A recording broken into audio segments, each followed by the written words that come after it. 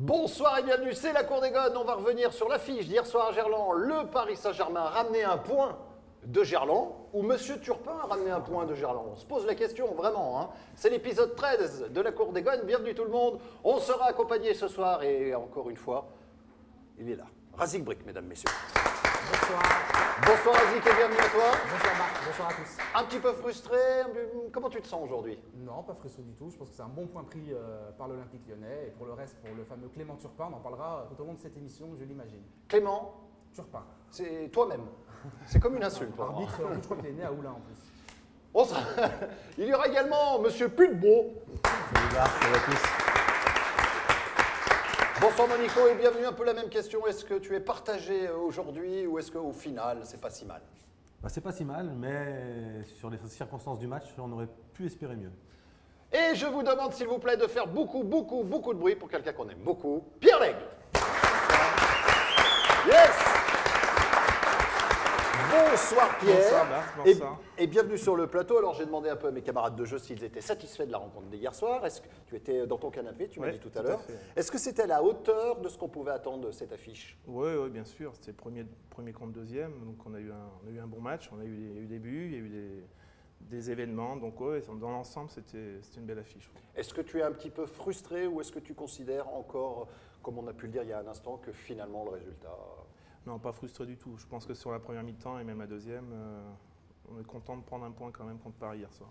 On va en parler de cette rencontre en long et en large. Vous pouvez compter sur nous, c'est la Cour des Gones. Merci d'être là. Et on accueille tout de suite le personnage qui va dresser le portrait de notre invité. Faites du bruit pour Lulu de Villeurbanne. Bonsoir Lulu. Avec plaisir. Vous connaissez M. Lègle ou pas? Oui, enchanté, M. Lègle. Bonsoir. Merci. Vous voulez poser votre... Toujours pas de tablette? Non, pas de tablette. Non, Toujours pas. Oui, bien sûr. Non. Non. Moi, vivant, jamais. D'accord, ok. Enfin, je ne savais pas que vous étiez meilleur ouvrier de France. Vous. Allez, chez Pignol, maintenant. Oui. Meilleur ouvrier de France, ça n'arrivera jamais. Oui. Rassurez-vous. Bon, vous remercie. Je lui donne bonjour Oui, aux autres, vous bien sûr. Bonjour, Azik. À mes respects. C'est plus de beau. Alors, le portrait de notre camarade Lulu de Villeurbanne, il va dresser le portrait, à sa sauce, hein, de Pierre Lègle, c'est tout de suite, bienvenue. Alors, Pierre Lègle, c'est qui? C'est quoi, bonté? C'est un gosse qui est né à Auchel. Ah oui? Eh oui, ça c'est des trucs. Hein. Déjà il dit non. Moi j'en peux plus. Maintenant, il faut. Vous êtes né où alors? Béthune, pas trop loin, juste à côté, mais c'est Putain, Béthune. Ouais. Alors là, c'est tout, ça m'a tout niqué, Voilà. machin. Bon, remplace Auchel par Béthune, ça marche pas. Non, Ça marche pas, c'est d'accord. infaisable. Vous êtes né à Béthune. Donc. Pourquoi ils y ont mis Auchel dans Ouais, depuis le début, il y a eu une erreur, donc Eh ben voilà. soit à Béthune, soit au Auchel. Voilà, je force de constater que grâce à nous, hein, La vérité surgit. Exactement. C'est de Béthune. Mon Dieu, ça fait 4 heures. Tu sais, il y avait le boucher de Béthune à l'époque. Et là, c'est le pied gauche de Béthune. Bon, voilà. Bon, allez, on y va, on continue. Donc, vous êtes né, là, je crois que c'est à peu près bon. Hein. Tout ce qui est à peu près en septembre, on est d'accord, hein, on va suivre. Plus ou moins, Donc, il y a 15 856 jours, hein, c'est ça, soit 43 ans, 4 mois et 27 jours. On s'en fout complet, ça. Ça toujours. Bah, Mais ça, c'est c'est plus une une règle. question de précision. Déjà, on merde sur le. Hein, Ouais, voilà. Bon, moi Il va t'appeler j'avais. Sima Nicolique dans un instant. Oui, dans pas longtemps. Hein, bon. Enfin bref, lui, c'est un jeune qui a été formé chez Gervais Martel. Hein, Ah oui, chez, ça. les 100 et or. Hein, ça toujours. Le meilleur public de France. Au nord, il y avait les corons. Hein, bien sûr. Hein. Bon, de 90 à 96, il joue au RC Lens. C'est vrai. Hein, voilà.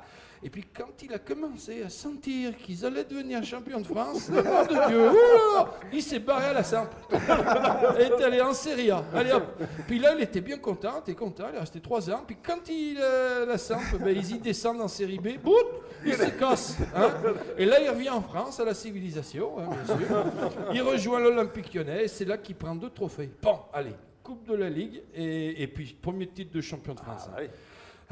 Contre qui? Contre Lens. Oh mon Dieu, c'est avec le dernier but du 3-1, là, d'une frappe de mule. Bon, contré, certes. Bien détourné quand même. Hein. Oui, mais il fallait déjà la tirer quand même. Hein, Oui, ça, c'est vrai. nous, Ça, on c'est l'a pas vrai. marqué. Non, on non. n'était pas sur le terrain. Non, Voilà. et puis il ne faut pas qu'on essaye. Oui, ça dépend. C'est pour faire rire les enfants, par Voilà, exemple. c'est ça. Et les oiseaux. Oui. Et les abeilles. Chikalikata, chikalikata. Voilà, c'est ça. Je suis avec toi, mon frère. Bien sûr. Voilà. Donc, c'est un gonce qui n'avait pas de poumon, vous voyez, mais il courait partout. Il était, ah là là, mon Dieu. une santé, hein, bien sûr. Hein. Et puis bon, puis en plus, il avait une frappe. Mon Dieu, mais Ah oui, une grosse frappe. c'est quoi avec des petites jambes comme ça, il te mettait de oh là là, mon Dieu.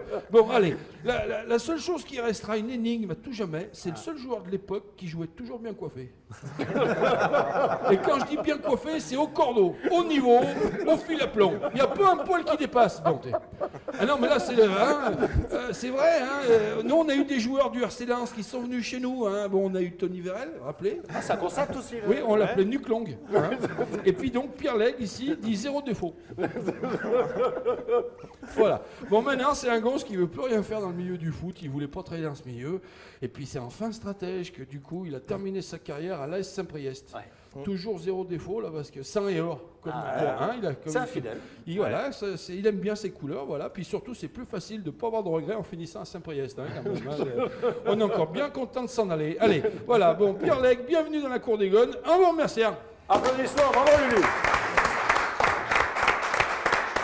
Retour de Lulu de Villeurbanne dans une demi-heure environ pour la synthèse de cette émission. Allez, on rentre dans le vif du sujet avec la première question qui va bien pour démarrer une émission. Le 11 de départ, on pouvait se poser un certain nombre de questions. On savait que Bisevac était absent. On savait que Grenier, Fofana, depuis un certain nombre de semaines maintenant, était également absent. On avait constaté que Lacazette ne serait pas là. Est-ce qu'on pouvait s'attendre à un 11 de départ comme celui-ci? Voilà, Bacco par exemple ou Rose, Gourcuff au milieu ou Malbranc, il y a eu des bruits de couloir, on ne savait pas trop. Est-ce que ça t'a surpris, Nico, toi? Non, la seule surprise, c'était vraiment NJ en fait.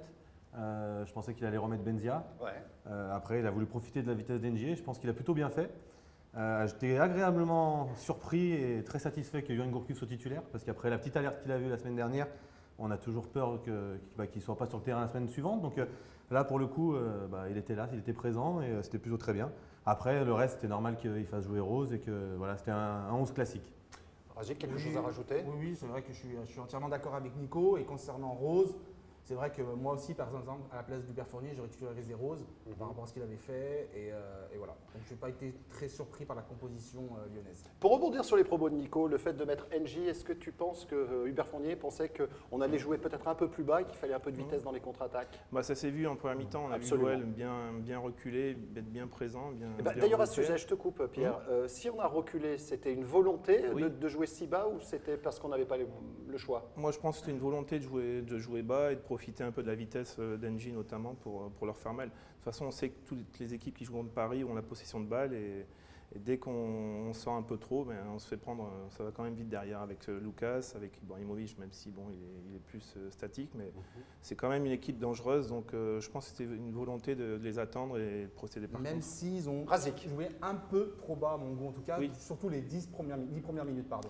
Oui, c'est sûr on leur a laissé le ballon. Alors, Nico, on leur a laissé le ballon. Oui, on leur a laissé le ballon et c'est toujours dangereux. De ne pas avoir le ballon, on n'est pas en confiance. Dès qu'on le récupère, on le perd. Donc moralement, c'est quand même difficile après de rebondir derrière. Alors, on peut se poser d'autres questions sur ce début de rencontre, parce que c'est vrai que le premier quart d'heure, je crois que la possession est de 80% pour le PSG. Je me suis demandé un petit peu, et tu m'as rassuré, si on avait cette volonté de leur laisser le ballon ou si vraiment ils nous avaient privés des différentes possibilités. Non, ça s'est vu, parce que même nos attaquants, dans le replacement, ils étaient très bas, ils étaient alignés. Je pense que c'était vraiment une consigne d'Hubert Fournier de jouer comme ça, pour profiter au moment de la récupération d'une balle, de la vitesse d'Ngier et de Fekir en contre-attaque, donc ce qui a très bien été fait d'ailleurs. Ngier, j'ai trouvé très bon, entre parenthèses. Je ne sais pas ce qu'ils lui ont fait au pays, mais à la CAN il a fait vraiment du bien. Non, mais on le critiquait techniquement tout au long des émissions. Et là, pour le coup, hier, je l'ai trouvé techniquement métamorphosé et vraiment très bon. Donc, quand on dit des bêtises, des fois, il faut savoir le reconnaître. Là, pour le coup, il nous a fait plutôt mentir. Il a été très bon hier. Est-ce que cette jeunesse qui surprend de plus en plus, même si on s'est habitué depuis le début de la saison à avoir 6-7 joueurs du centre de formation dans le 11 de départ, toi qui as connu l'Olympique Lyonnais à un moment où on sortait le chéquier quand on avait besoin d'un gros joueur, est-ce que ça t'étonne malgré tout de voir tous ces gones crever le plafond, quoi? Moi, ça me surprend et puis c'est une bonne surprise parce que voir autant de jeunes, quand on regarde l'effectif de Paris, je ne sais même pas s'ils ont un joueur qui est sorti de leur club et voir nous ce qu'il y avait hier soir et rivaliser avec eux surtout parce qu'on est quand même au jour d'aujourd'hui premier, Paris est derrière, donc c'est vraiment une belle surprise. On peut parler pour revenir sur les propos de Nico, de déclic pour NJ, parce qu'on a mis beaucoup comment aide-moi Razik, beaucoup d'espoir pour la sur ce joueur. Et Et jusqu'à maintenant, ça avait été moyen plus, on va dire. Oui, bon, hier, c'est vrai qu'il fait un grand match. Il marque. En plus, il est parti à la CAN, il n'a presque pas joué. Il n'a pratiquement pas joué, donc il n'a pas pu se remettre dans le rythme et en confiance surtout. Donc revenir, faire un match comme celui-là, c'est porteur d'espoir pour la suite. Ouais. Après, il va falloir confirmer forcément. Voilà. C'est toujours la même chose. Hein. C'est le souci avec ces jeunes. C'est-à-dire que là, effectivement, on était assez critique à l'égard d'Engie parce qu'on sait que c'est un joueur qui est rapide, mais des fois, il bouffe la feuille de match, comme on dit, hein, il croque. Et donc, c'est vrai qu'on est agacé, souvent agacé avec ce joueur. Hier, effectivement, il a fait un bon match. Il faut le souligner, comme l'a dit Nico, il faut reconnaître qu'on avait été sévère vis-à-vis de lui. Mais maintenant, voilà, il va falloir confirmer. C'est le plus dur, c'est confirmer au plus haut niveau, c'est ça. Hein.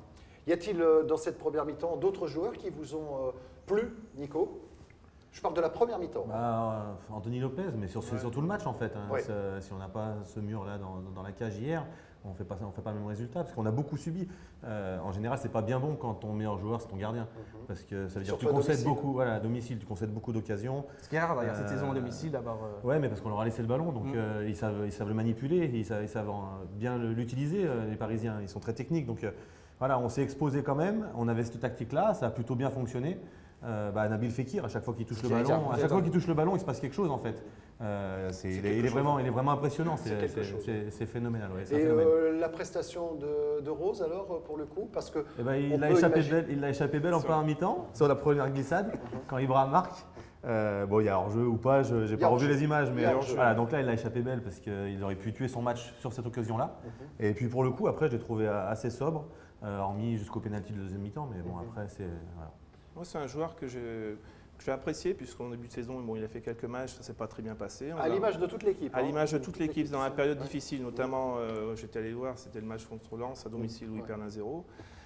Puis non, hier, il fait un bon match. Je me souviens en première mi-temps où il s'intègre, il accélère, il donne un bon ballon ensuite. J'ai trouvé qu'il a été, à part sa glissade, il s'en sort bien, tant mieux. Mais il a fait, je pense qu'il fait des bons matchs. Ouais. Alors, est-ce qu'on peut imaginer que c'est la charnière centrale de l'Olympique Lyonnais pour la fin de la saison? Avec malheureusement la blessure de Bicevac, forcément, il va avoir un rôle à jouer. Et, on l'a déjà dit, moi je préfère les qualités de Rose à celles de Koné, sans manquer de respect ni à l'un ni à l'autre. Mais voilà, je pense qu'il a plus de potentiel et je pense qu'aujourd'hui, avec Umtiti, l'association peut très bien fonctionner. Alors il a pris une petite avance, mais dans la tête d'Hubert Fournier, en fait, il n'y a pas de numéro 1 et de numéro 2, ou de numéro 3 et de numéro 3. En fait, il y a vraiment une véritable concurrence entre les deux. Mais il n'y a pas de hiérarchie installée. Mais pas de concurrence dans une charnière centrale. De la concurrence dans une charnière centrale, je ne trouve pas ça très sain. C'est un peu comme au poste de gardien de but en fait. On a besoin de stabilité à certains endroits, à certains endroits les charnières ne changent jamais en Europe. Oui, mais je trouve que c'est quand même intéressant pour Bako de savoir que. J'ai pas dit le contraire, mais il y a peu d'exemples où il y a concurrence dans une charnière centrale en défense. On sait très bien que Samuel Umtiti est le taulier de défense là aujourd'hui. Exactement. Oui, non, voilà. Après, entre les deux, oui, mais après, c'est normal qu'il puisse se faire tourner. Exactement. Autant de dire Milan, numéro 1, ok, il est au-dessus des autres, et de dire j'ai deux joueurs, c'est un peu kiff-kiff quoi. Je sais pas ce que tu en penses. Je ne connais pas beaucoup d'équipes en Europe qui font de la concurrence dans la charnière centrale. Non, c'est clair. Mais après, ces derniers temps, c'était quand même Rose qui jouait.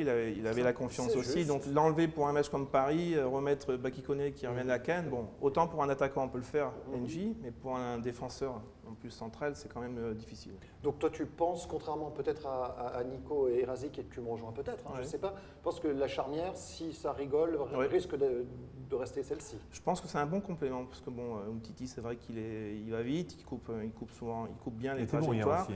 Alors que Rose, lui, techniquement, il relance bien, il n'est pas maladroit avec le ballon, donc ça peut être une défense complémentaire. Oui. Allez, on va terminer la parenthèse de la première mi-temps, si vous le voulez bien, si vous venez de nous rejoindre, c'est Pierre Lègle, l'invité de la Cour des Gones, avec ce score à la mi-temps, 1-0. Très franchement, j'étais assez satisfait, bien sûr je suis supporter, mais est-ce qu'on s'en sort bien 1-0 à la mi-temps pour nous, j'entends, Nico?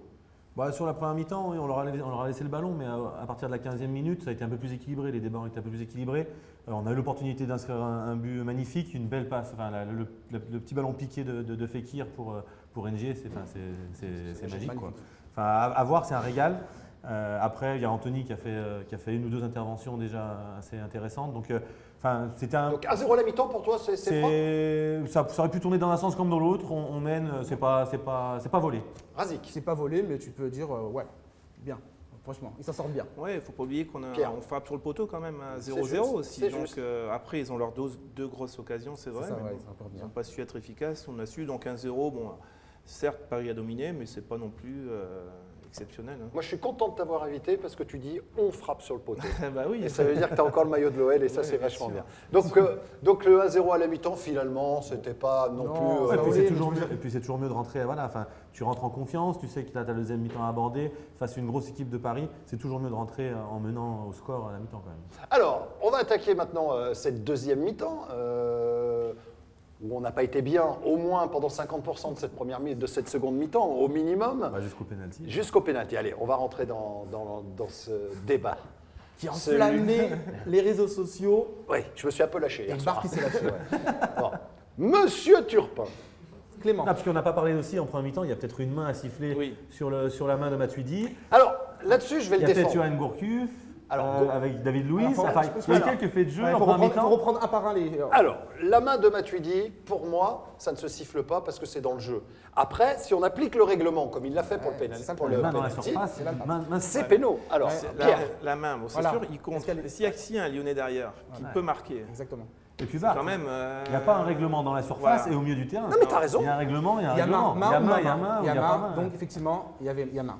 Ouais. La bousculade contre Gourcuff, s'il le fait au milieu du terrain. Parce que oui, d'ailleurs. Non, mais là, c'est là où je discute. Parce que par exemple, tu vois, la main de Matuidi, il ne la siffle pas. Ouais. Et Gourcuff, dans les 2 ou 3 minutes qui suivent, en plein milieu du terrain, le ballon, il fait poitrine un peu main. Ouais. Et là, il siffle. Alors voilà, il y a deux poids deux mesures.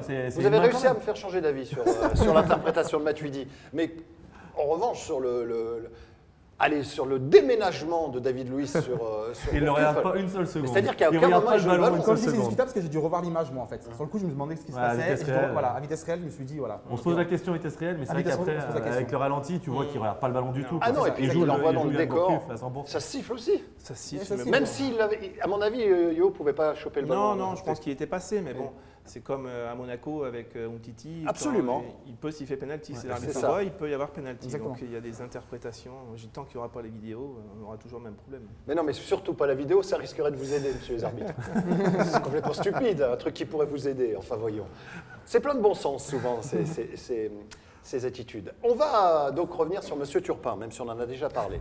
On a le droit d'avoir de la réussite sur un match. On a le droit d'avoir un gardien en état de grâce.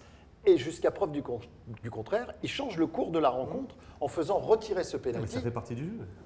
Alors, je vais donner la main à Nicolas, c'est-à-dire. Non, mais parce que, alors on a souvent cette phrase bateau, ça s'égalise sur la saison, ça s'équilibre sur la saison. Bon bah ouais, quand c'est en ta faveur, c'est toujours plus facile de le dire que quand c'est pas dans ta défaveur. Mais après, voilà, il fait partie du jeu. Autant ton gardien en état de grâce, ça fait partie du jeu. L'arbitre qui se trompe, ça fait partie du jeu. Hier, il s'est trompé quelques fois. C'est vrai que c'est pour ça que. Mais moi, je leur reproche leur mégalomanie parce qu'à ce moment-là, ils veulent être acteurs du match, les arbitres. Et c'est ça qui est dangereux. Je sais pas, après, c'est ton interprétation. Mais ce que je veux dire par rapport à ça, il y a deux manières d'analyser la frustration qu'on peut avoir sur ce match-là. C'est que Paris a été au-dessus de nous hier. Très franchement, dans le jeu, ils nous ont dominés. Et on savait, ils sont meilleurs que nous. Donc le match nul est un bon résultat parce qu'ils nous ont dominés et tout ça. Pas de meilleure individualité, un collectif lyonnais mieux huilé pour moi. Oui, si tu veux, basique. Mais enfin, sur le match d'hier, ils ont quand même été un peu au-dessus. Ils ont gagné au point. Et après, les faits de jeu font que on se dit, on aurait pu gagner ce match s'il n'y avait pas eu tous ces aléas. En fait. C'est pour ça que tu vois. Voilà, c'est un bon point, mais ça reste mitigé par rapport aux circonstances. Mais est-ce que tu arrives à toi, et j'ai le sentiment que oui, à légitimer un peu cette erreur d'arbitrage? Enfin, c'est pas une erreur parce qu'il a appliqué la règle. Non, parce que pour moi, il y en a beaucoup qui se sont accumulés au fil du match. Et puis, putain, il fait un bel arrêt, Anthony. Donc moi, en tant que gardien, putain, ça fait chier que pardon. Ça m'embête que tu parles du cœur. Ça m'embête que le penalty soit retiré. On lui enlève un arrêt supplémentaire, quoi. Enfin, hier, s'il prend pas de but, bah, c'est 10 sur 10 qu'il a dans l'équipe. Enfin, il a fait un match exceptionnel. Clément Turpin applique la loi 14. Donc effectivement, cette règle, ou lorsque elle existe. Cette règle existe, il applique à la règle. Sauf que les arbitres de Ligue 1 n'appliquent jamais cette règle. C'est ça qui est insupportable. Mais en finale de la Coupe du Monde, tu crois qu'il le fait retirer le péno? Ils n'appliquent jamais les arbitres de Ligue 1. Deuxièmement, le deuxième tir, il y a Marco Verratti qui est dans la surface. Donc il aurait dû retirer encore ce pénalty. Donc finalement, oui, effectivement, Clément Turpin est passé à côté de son match hier par rapport à ce que je viens de vous expliquer, Bart. Et c'est bien, ce que je dis aussi, c'est qu'à un moment, les arbitres, quand ils deviennent acteurs de la rencontre, ça devient très compliqué. Parce que là, il a voulu se faire mousser, c'est pas possible, non? Je sais pas, mais bon, C'est vrai que sur le premier penalty, Benimo est presque à hauteur. C'est vrai. Il est presque à hauteur. Mais il y a d'autres Parisiens aussi. Ouais. Alors, si le loupe, ok, il fait retirer, mais s'il le marque, il faut faire retirer à ce moment-là, à chaque fois. À chaque fois, voilà, à chaque fois. Plus, et donc on aurait pu faire au moins 4, 5 tirs, 6 tirs. Si chaque fois il y a des joueurs, on retire 10 fois aussi. Après, je ne pense pas que ce soit voulu de la part de l'arbitre de faire son show. Bon, je pense qu'il a fait en âme et conscience. Il a vu Benimo presque à hauteur d'Ibrahimovic, puis il a fait retirer. Mais bon. Sauf que ça suffit en fait. Moi, ce que je veux dire surtout là, c'est un carton rouge. Ah ben voilà, pour une fois, moi, journaliste, je donne un carton rouge aux arbitres en disant ça suffit. Oui. En France, les arbitres, ça suffit. À chaque journée, on va parler. Tous les jours, on peut faire une émission. Tous les lundis, on peut faire un débat sur un fait d'arbitrage. Ça suffit. Et après, ces mêmes arbitres qui expliquent qu'il ne faut pas critiquer les arbitres deviennent consultants très bien payés sur des chaînes de télévision pour critiquer les arbitres. Bah, tout le monde fait ça, même les anciens. Mais ça, c'est dégueulasse. Rassure, même les joueurs. Ça, c'est dégueulasse. Je vous rassure, les joueurs font ça aussi. On fait ça aussi. Mais oui, ils critiquent les médias et après ils viennent manger, ils viennent travailler dans les médias parce qu'ils n'ont pas d'argent. Tu parles de Nico, les autres en ont beaucoup. Je suis démasqué. Lui, il en a plein. Hein. Moi, je suis venu juste compter les autres joueurs. Non, mais comme le fameux Christophe Dugarry. Vous savez Christophe Dugarry, l'ami de Lulu de Villeurbanne. C'est vrai que Lulu de Villeurbanne, comme il a balancé sur Christophe Dugarry. Oui, il n'a pas aimé ses commentaires pro-parisiens selon lui. Peut-être qu'il y reviendra en fin d'émission, je ne sais pas.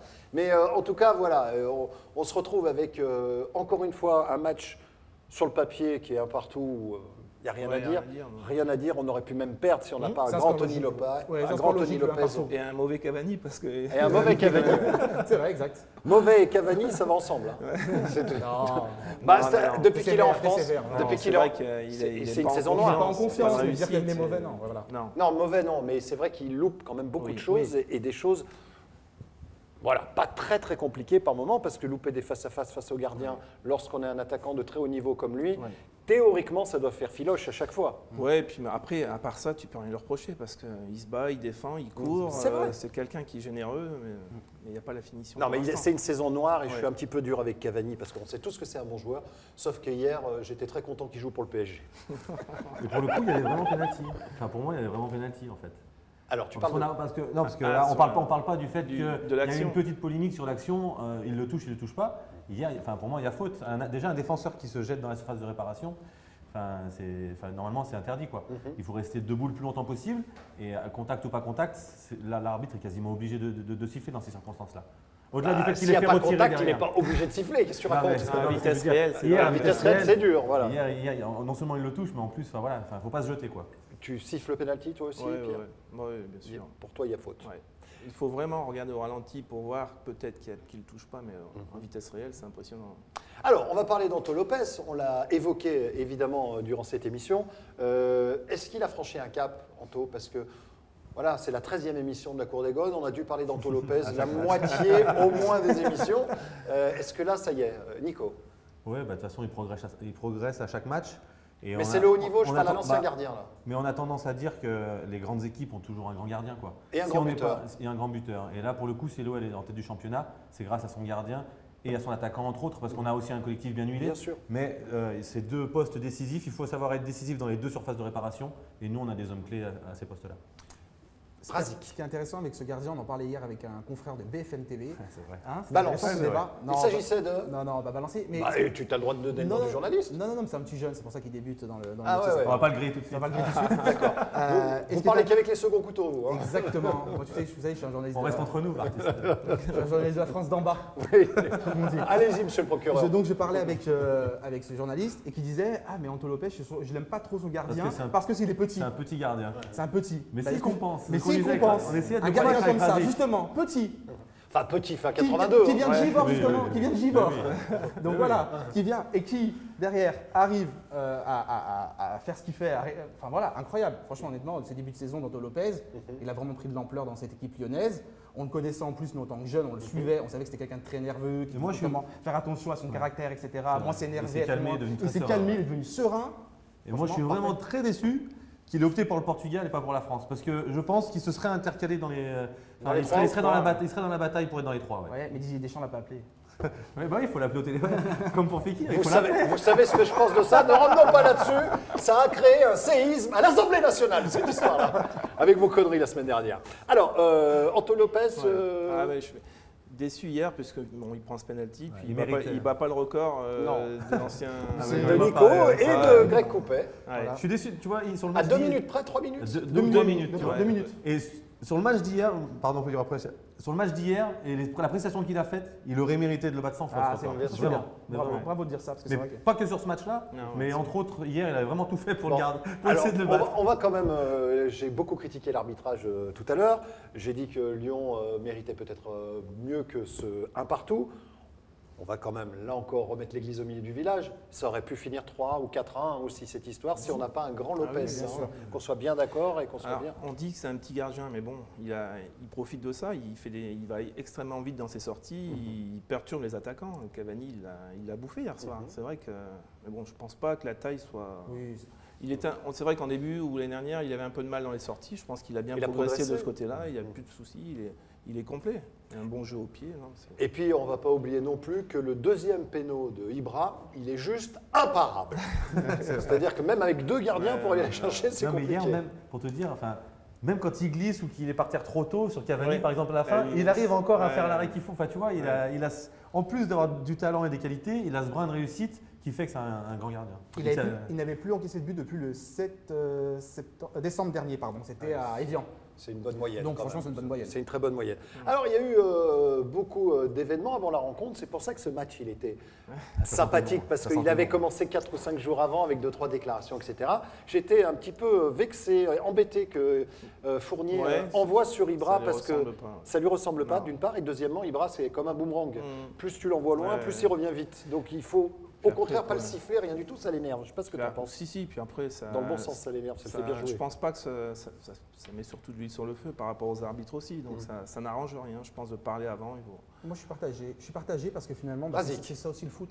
C'est l'avant-match. Il n'y a rien de mal finalement. Lui, il ne l'a pas insulté, contrairement à l'agent d'Ibra qui a insulté Hubert Fournier, ça c'est débile, ça vaut 0. Quand tu n'as pas d'argument, c'est ce qu'on disait hier. Quand tu n'as pas d'argument, t'insultes. Franchement, honnêtement, ça fait partie du jeu. Voilà, on fait monter la sauce, etc. Il s'attaque à Ibra, c'est la star parisienne. Ça fait le show avant, tout le monde en a parlé. On était, voilà. Je n'ai pas été si choqué que ça par le mais est-ce que c'est pas contre-productif? C'est ça ma question. C'est ce qu'on disait, ça ne ressemble pas à Hubert, quoi, non? Après, est-ce que ça a été sorti son contexte ou est-ce Non, du tout. J'étais là, j'étais présent. C'était en conférence de presse, on lui a posé la question sur Ibra, c'est lui-même qui a fait cette réponse. Oui, et puis comme il triche pas en conf, et comme il est franc, il en parle assez naturellement. D'ailleurs, on se demande, je le connais pas du tout, je me demande comment il gère la pression. L'impression qu'il regarde ça d'assez loin. Toi qui le connais un petit peu, il a toujours été comme ça. Ouais, j'avais vu en début où ça se passait pas aussi bien que maintenant. Moi, il était toujours serein. Il croyait en lui, à sa façon de faire. Au-delà des déclarations, on sentait qu'il allait se passer quelque chose dans les tribunes, les supporters. Il y a eu une osmose qui s'est créée. Il y avait ce parfum des grands matchs, tu vois. Et du coup, on n'a pas été déçus parce qu'hier, on a quand même vécu un bon moment, tu vois. En général, ces affiches-là, elles peuvent accoucher d'une souris. Ça peut être un match où on s'ennuie. Alors que là, hier, il y a vraiment eu du jeu, il y a eu des occasions. Enfin, on a vu du football. C'était vraiment un bon soir, une belle soirée. Et Paris a fait son meilleur match depuis bien longtemps. Et c'est contre nous. Oui, parce qu'il y a un adversaire. C'est sûr. Est-ce que le Paris Saint-Germain, et ça sera quasiment ma dernière question, est-ce que le Paris Saint-Germain est un champion en puissance au regard de ce qu'on a vu hier soir? On le savait déjà avant. On le savait déjà. Bon, on a vu qu'ils sont bien revenus. Après, ils vont collectionner les matchs. Ils vont jouer la Champions League, la Coupe de la Ligue, la Coupe de France. Bon, nous, c'est les déplacements qu'on va avoir à venir aussi, où je pense en 4-5 matchs, on sera fixé, de toute façon. Nico. Il peut se passer 2 choses pour Paris. C'est soit ils battent Chelsea et ça leur met une dynamique positive et ils peuvent aller très loin. Mais ils battront jamais Chelsea. Admettons. Ils battent Chelsea, ils sont sur la dynamique, ils vont tout enchaîner et sur cette dynamique-là, ils peuvent faire quelque chose de bien. Soit ils perdent contre Chelsea, ils s'éteignent. Soit ils perdent contre Chelsea, mais justement, vu qu'ils ont moins de matchs à jouer, peut-être que sur la fraîcheur, ils pourront faire quelque chose. Voilà, il y a 3 cas de figure qui peuvent se présenter. Mais, donc, qu'est-ce qu'il vaudrait mieux pour l'Olympique Lyonnais? Qu'ils se fassent sortir dans l'absolu? Ça peut leur mettre un coup sur la casquette ou qu'au contraire? Qu'ils aillent au bout, qu'ils accumulent de la fatigue, qu'ils soient concentrés que sur la Ligue des Champions. La Ligue des Champions, ça bouffe de l'énergie. Absolument. Tous les joueurs avec qui tu discutes t'expliquent que c'est inconscient, mais ça te prend beaucoup de jus. Et les entraîneurs. Et puis c'est leur objectif aussi. Moi, je me souviens d'un entraîneur qui m'avait dit, après la Ligue des Champions, quand tu es éliminé, les joueurs, ils ont lâché. Ils lâchent complètement parce que c'est tellement concentré, c'est tellement une… Ce match-là est arrivé un peu trop tôt d'ailleurs, parce qu'il mettait une semaine ou 15 jours après. C'est comme ça, on ne va pas refaire… Mais pour l'heure, l'OL est premier avec 2 points d'avance, donc l'OL garde ses distances. Alors, est-ce que c'est un bon résultat ce qui s'est passé hier soir à Gerland? Oui. Bon résultat, au niveau comptable, non, puisque tu prends qu'un point à domicile, après avoir pris un point à Monaco qui est un bon point, mais là, bon… vu la physionomie du match, c'est quand même un bon point, c'est clair. Le résultat de Marseille est un bon résultat en fait. Le fait que Marseille ait fait match nul, on reste leader, on laisse Marseille à 2 ou 3 points. 2 points. Paris, on laisse à 2 points. Donc en fait, c'est statu quo par rapport à la journée précédente. Là, c'est comme si c'était rien passé, à part qu'on a passé l'obstacle parisien. Et on devra jouer au mois de février Lorient à Lorient, Nantes à la maison, et après on se déplacera à Lille. Hein. Lille, Marseille, et Montpellier. Ouais. Ça fait quand même un joli calendrier à venir avec des grosses rencontres et des matchs qui vont valoir très très très cher. J'ai pas réussi à joindre Ludovic Joly, qu'on a eu ici sur ce plateau il y a 15 jours, un mois, qui nous avait dit « Je vous dirai si Lyon sera champion après le match du PSG ». Et j'ai essayé de l'appeler tout à l'heure, je ne sais pas s'il regardera cette émission. Rappelle-moi Ludo. C'est important. Et n'oublie pas qu'il faut faire les courses, la brosse à dents c'est de l'autre côté dans la salle de bain. Enfin, t'as un vrai merdier chérie, je t'embrasse. Alors, il va devenir fou. On va terminer avec un petit mot sur la suite des événements, le retour de Lacazette évidemment, un moment important pour l'Olympique Lyonnais. On l'annonce sur le retour un peu plus tôt que prévu, non? Oui, oui. Moi j'ai l'impression quand même qu'il nous l'ont... Moi je pense que Hubert Fournier l'a dit déjà, il ne prendra pas de risque. Il a raison d'ailleurs. Je ne suis pas sûr que ce soit utile de le faire contre Lorient. Déjà à Lorient, le terrain synthétique, c'est pas la peine. Je pense qu'il ne prendra pas de risque, on sera plutôt après le match de Lorient, donc c'est... Nantes. Donc je pense Après le match de Lorient, pour une douleur musculaire, le stabiliser, c'est vraiment quelque chose de très ennuyeux, c'est plus pour les artistes. Stabiliser n'importe comment, synthétique, c'est jamais bon. Rien ne remplace la pelouse naturelle, mais après bon. Quand tu reviens de blessure, tu prends un risque comme ça. Voilà. Pour les appuis, pour les. C'est plus douloureux. Enfin, il y a plus de. C'est plus dur. Vraiment, voilà, je me répète, mais... J'ai déjà entendu cette conversation. Coquin. Moi, je pensais pas à ça, c'est parce qu'en fait, il a du mal à dire, il reste dans sa cage, il bouge pas. mais nous, c'est dur quand même. Bah oui. Quand on plonge, c'est plus dur. Bah oui, il a raison. Voilà. En tribune de presse, t'es bien. Hein. Il prend un fou rire par émission, le bon Razik. Allez, on va, si vous le voulez bien, demander à notre camarade Lulu de Villeurbanne de venir nous rejoindre pour faire la synthèse de cette émission. On a dit beaucoup de conneries, on a dit des choses intelligentes, on a dit n'importe nawak. C'est lui qui va nous dire, ça vous a plu cette émission, Lulu? Oui, en même temps. Sans plus. Si, non, moi j'ai bien aimé parce que, bon, quand même, il y a eu des trucs qui étaient intéressants. Ah oui? Oui, oh là là! Vous foutez de ma gueule quand vous dites ça. Non, jamais meilleur ouvrier de France. Quand même, ça c'est des trucs, ça se respecte. Hein. Bah, je comprends, je me mets à votre place. Bon, alors voilà, donc, le 11 de départ, formidable, on s'est posé des questions, ça vous avez dit, bien sûr. Oui. On y a vu NJ et puis Gourcuff, hein, comme quoi, tout arrive. À un moment donné, hein. Bon, alors moi je dis on les taille quand ils sont moyens, mais quand ils sont au rendez-vous, on les enserve parce que quand même le gun, le NG, il marque le but. Et il fallait la mettre. Et le Gourcuff, il était là, quoi. Il a fait un bon match. Après, j'ai dit, il a fait un bon match, il n'a pas été transcendant. Transcendant. Il a fait un bon transcendant. Transcendant, si vous voulez, c'est une sorte de travesti qui n'a pas de dents. D'accord. C'est un transcendant. D'accord. Voilà, c'est formidable. Je l'aime bien celle-ci. Oui, je la garde. Hein. Je la revendique pas complètement. Mais si, je la prends. Alors. Bon, il y a eu les consignes du Hubert Fournier, donc déjà il y a un truc formidable, il a dit ne pas avoir le ballon. L'entraîneur, il dit attendez le ballon les gars. Oui,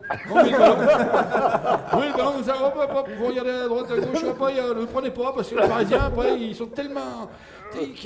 Ils jouent tout seuls. Hein, ils n'ont pas besoin de vous. Bon, il y a ça. Après, donc. Oui, alors NJ, parce que moi j'y vois, bien sûr, c'est compliqué. Ouais, il a marqué un but, le ballon, c'est pourquoi? Rappelez-vous ce que je vous avais dit. Hein, il a été moins vite sur le ballon. Mais bien sûr, il était arrêté. Il était arrêté, bien sûr. C'est quand il court trop vite avant de toucher le ballon qu'il rate le cadre. Alors que là, il était arrêté, fait qu'il a une petite balle tranquille. Boum, il a mis une mine, et puis c'est rentré, bon Dieu. Voilà, allez. Sinon, il croque, vous avez dit, il croque, j'aime bien ça, il croque, bon Dieu. Anthony Lopez, bon, ben moi j'ai envie de dire, il a mis tous les Parisiens sous l'exomile.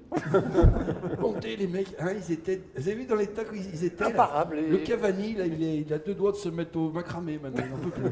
Hein, bon, alors après, bon, mais il y a... Il y a M. Turpin. Alors là, oui, ça c'est... Comment vous expliquer? Toi-même. Oui, c'est un peu... C'est Turpin, bien sûr. Ça, il y a aussi, ça commence... Il y a une rue comme ça à Lyon, c'est la rue Tupin. Oui. C'était la rue des putes avant. Mais c'était comme ça. Avant. Moi, je trouve que c'est bien. Il faut y aller. Bon, en fait, monsieur... En revanche, personne ne le savait. Comment êtes-vous au courant que la rue Tupin proposait des services comme ceci? C'est mon père, vous voyez. Voilà. Vous y allez avec votre père? Non, moi, c'est Drôle ma de mère qui famille. disait ton père est encore une Turpin. Voilà. Bon, allez, c'est en fait le monsieur Turpin, c'est par humanité qu'il a fait retirer le penalty, vous voyez. Par humanité. Bah c'est oui, parce que quand Il a du vu, cœur. non, parce qu'il a vu tous ces Parisiens qui étaient, mon Dieu, à la 69e minute, il était là comme ça, mon Dieu, il y a Lopez, il veut pas qu'on marque, monsieur, il veut pas qu'on marque. Voilà, donc après, il a vu que le grand frimeur de chez Ikea, là, vous voyez, le grand, là, celui qui marque du nez, il a quand même fait un match de merde, hein, donc, hein, il continue. Bah, Je sais pas si c'était un. ben, vous l'avez vu, vous Bah oui, quand même, il est. Enfin, je sais oui, pas. voilà, il est juste auréolé. Là, il a fait voir son auréole. Bonjour, regardez. Puis je ne l'ai pas trouvé extraordinaire. Moi, excusez-moi, pour moi, c'est juste moi. Hein. Bon, après, donc, il y a Rosum Titi, c'est la nouvelle charnière. Moi, j'aime bien. Ça fait un peu. Hein, ça fait Rosum Titi. Rosum Titi, ça fait quoi alors Ça fait, ça fait joueuse. Ça fait rue Tupin, ça fait. Non, oui, peut-être. On va pas, voilà. Allez, bon, le but, il est juste magnifique, hein, quand même. Je me suis dit, pim, pam, poum, pam, pim, pam. Je croyais à la PlayStation. Hein, Chikalikatam. Oh, oui, oh, oui. Je suis avec toi. Vas-y, frère. Voilà. Donc, penalty, bon, il y a péno, monsieur Turpin, voilà. Bon, c'est vrai qu'il y a la vidéo, bon, avec la vidéo, mais surtout les penalty, il y a vidéo, mon Dieu. Ouais. Je comprends pas ce sport. Moi, c'est laissé à l'interprétation de l'arbitre. Mais qu'est-ce qu'on s'en fout de l'interprétation de l'arbitre? Déjà, lui, On veut que ça soit juste. Mais voilà, c'est un arbitre. S'il avait bien interprété sa vie, il n'aurait jamais fait arbitre. Vous comprenez? Quand t'es gamin, tu veux jouer, tu veux être gardien, tu veux éventuellement être avançant. Bon, tu veux être 6, parce que bon, si t'as les pieds un peu carrés, tu peux être 6. Il faut que tu cours, mais c'est rare. Mais c'est simple. Mais Arbitre, c'est curieux, ouais. t'imagines, t'as déjà dit, oh, moi je veux faire arbitre. J'en ai jamais vu. Il y a que les un peu les. Hein? Bonjour, j'aimerais bien être arbitre. Voilà, enfin bon, c'est Ou comme ça. inspecteur du fils. C'est les mêmes, Voilà. les mêmes hein, d'ailleurs. Alors bon, ils changent le cours de la rencontre, de la mégalomanie des arbitres, bon, on lui a dit tout ça, donc Paris au-dessus de nous, donc ils n'ont pas besoin de jouer à 12, hein. Ouais. On est d'accord, ils étaient quand même 12. Hein. Donc Clément Turpin applique la loi 14 quand il y pense, hein. Voilà. Je sais pas tout le temps, c'est dire, oh mais oui, tiens, dis donc, la loi 14, hein, voilà. Carton rouge aux arbitres, ça on y a dit. Bon, les joueurs ils viennent sur les médias alors qu'ils n'aiment pas les journalistes. Et en même temps, ils sont moins cons que les journalistes parce qu'ils gagnent plus d'argent sur les médias. Je vous expliquerai. Mandat plus de bois, il est blindé. Bon, alors après déjà, il a fait un contrôle. Oui, ça rappelait, c'est le contrôle de Rose. Parce que le ballon, il le tient avant de se jeter dans les pieds du gars. Ah oui, là, c'est un contrôle. Il a fait à un 7 contrôle mètres, quand un même. peu les mêmes que les miens. C'était un contrôle approximatif, on va dire. Hein, voilà. Bon, Anthony, alors, je suis content que vous n'avez pas parlé d'Anthony Lopez dépendance. Merci, les gars. Parce que souvent, les mecs, ils ne savent pas quoi dire. Ils disent non, il n'y a pas une Anthony Lopez dépendance. On dit plus ça pour les attaquants que pour les gardiens. Oui, généralement. c'est pour ça, c'est Ouais. bien. Alors donc, voilà, oui, ça, bon, vous n'avez pas fait exprès, alors non, Non. c'est pas grave. Ok. Donc, petit gardien, oui. Et alors, après le délit de sale gueule, maintenant, il y a le délit de sale taille. Hein, qu'est-ce que ça veut dire, ça? Il est petit, mais t'as qu'à lui marquer des buts en lobe, alors ne fais pas chier. Bon, parce que le seul qu'on a cité ici sur Canal, quand même, c'est qui? C'est Christophe Dugarry. Non. Ils y ont dit, Absolument. il y a eu Monsieur Monsieur Putebois, ils ont parlé de ce Putebois sur Canal. Moi j'ai envie de dire, la cour des Gones était sur Canal hier. Bon, voilà. Bon, alors après, dernier truc, bon voilà, c'était une journée de pénalty hier parce que je sais pas si vous vous rappelez la CAN, la finale, ils ont tout fait au pénalty. Ouais, ça c'était 28-27. Voilà, c'était un peu ça, c'était un match de baby-foot, hein, vous voyez. Bon, après, il y a Ikea Imovic, on l'a pas vu. Pourquoi? Parce qu'on ne devrait pas le chambrer sur leur but. Hein. C'est comme il roule le but quand même. Hein. Il y a un moment Ah, c'est sa personnalité. Après, on aime ou on n'aime pas. Mais... Vraiment, je vous dis un secret, je déteste. Mais je n'aime pas les rouleurs de but parce que ça sert. Moi, j'aime bien, mais après, pas quand ils jouent contre nous. Hein. Mais autrement, ça me gêne pas. Mais vous avez vu des joueurs, il y a des bons joueurs. Ouais, mais pas besoin. C'est un personnage, voilà, c'est comme ça. Il en faut dans le foot. Ah non, c'est machin, c'est des trucs, ça c'est. Mon Dieu, Ouais, oh là là, moi ça me. Ce grand là, il ferait le malin comme ça, je te le mets sur un terrain de rugby, tu vas voir, il ferait le malin 2 jours. Et après il sera à l'hôpital. Mon Dieu, mais qu'est-ce que ça veut dire? Bon ben voilà, je crois qu'on a fini. Hein. Voilà, le synthétique c'est plus dur, ça c'est encore. Bien sûr. Et bien écoutez, en vous remerciant. Vraiment j'étais ravi, c'était une émission bien. Très bien, et ben nous on était ravis de t'en alors. Bravo Lulu. Bon alors là, parce qu'on vous cache rien, il y a le chronomètre, hein. Ça fait 40 minutes. Parfait. Il est temps de se saluer alors. Exactement. Hein, on est bien d'accord. On va applaudir d'abord le public qui est venu très nombreux ce lundi. Bravo à vous le public. Merci beaucoup Nico, merci beaucoup camarade Razik. Merci beaucoup Pierre. Et tu reviens nous voir quand tu veux. Et merci parce que ça faisait un petit moment qu'on ne s'était pas vu. Ça m'a fait plaisir de te revoir. C'est vrai, moi aussi. Eh ben c'est gentil. On se donne rendez-vous dès lundi prochain avec un cuisinier comme invité. Je vous dis que ça pour l'instant. Passez une excellente soirée, une excellente journée, une excellente après-midi, une excellente matinée. Je vous rappelle que cette émission est disponible sur le site olympiqueetlyonnais.com. Elle est disponible tout le temps et c'est gratos. Et on enregistre au théâtre de Lulu sur la colline à Lyon dans le 7e au 60 rue Victor Lagrange. Voilà, un théâtre dans lequel vous pouvez retrouver donc Lulu de Villeurbanne qui joue d'autres personnages. On vous l'a déjà dit, allez sur le site du théâtre de Lulu sur la colline et vous verrez les différentes pièces qui se jouent actuellement. Merci beaucoup messieurs, à très vite cher ami Légon et surtout n'oubliez jamais. Olympique Lyonnais, c'est une formidable raison d'être. Ouais. Bah voilà.